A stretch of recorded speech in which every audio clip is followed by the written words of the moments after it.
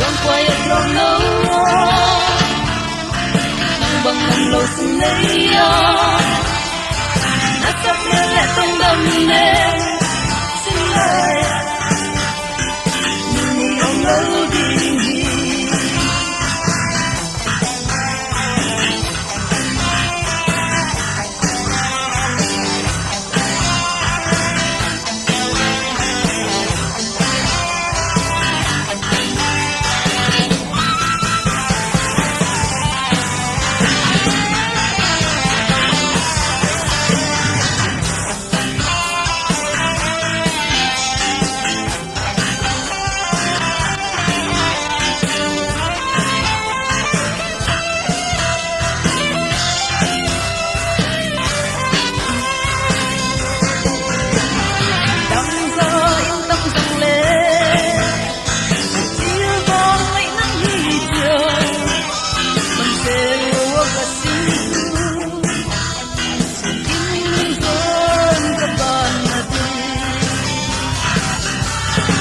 quay lòng nấu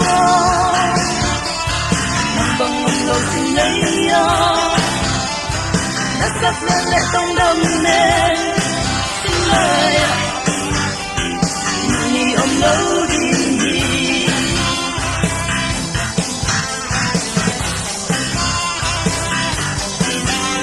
qua drama cứ đi này còn nhớ em nó sẽ lưu về